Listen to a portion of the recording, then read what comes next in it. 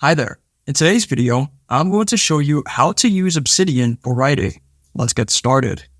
So once you've opened up Obsidian, you're going to go to the bottom of the screen and you're going to select the settings cog. So which is settings, you're going to select that button. And then you're going to go to the left side of the screen again and make sure that you have selected editor. So then if you go to the left side of the screen, make sure that the default editing mode is set to live preview and not source mode. So make sure it is live preview. So next thing that you want to do is scroll down a bit and then look for something which says auto pair markdown syntax and make sure that this is toggled on. So it shouldn't be off, it should be on. Next thing to look for is smart indent lists. Automatically set indentation and place list items correctly. So make sure that this is also toggled on.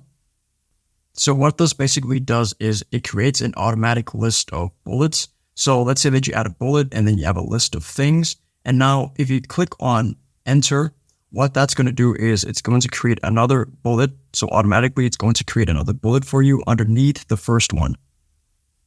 Okay, so now what we need to do is install a few plugins. So we need to go back to the settings and then we need to select community plugins on the left side. And then we're going to select turn on community plugins. Now it says community plugins. Browse and install community plugins made by our amazing community. So we're going to go to the right side of the screen and then you're going to select browse. So now in the search bar, we're going to type in better word count over there by Luke Lepin.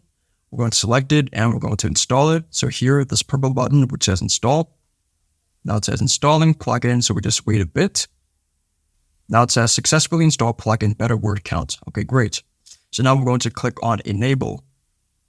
So what this thing basically does is it allows you to check how many words are there for a specific number of words that you've highlighted instead of checking the number of words in the entire document. So that's really good. So now we're going to go back to the search bar and we are going to type in reading time. Reading time by AVR. So we're going to select that and we're going to install it as well. So what this basically does is it's going to tell you how long it's going to take to read the entire document. So once you've installed it and you're reading a specific document, if you go to the bottom somewhere here, it's going to show you 10 minutes, 20 minutes, and that's really good. So you can just install it there. If this video helped you out, then please leave a like and consider subscribing. It's free and it helps the channel to make more videos like this. Thanks for watching and see you in the next one.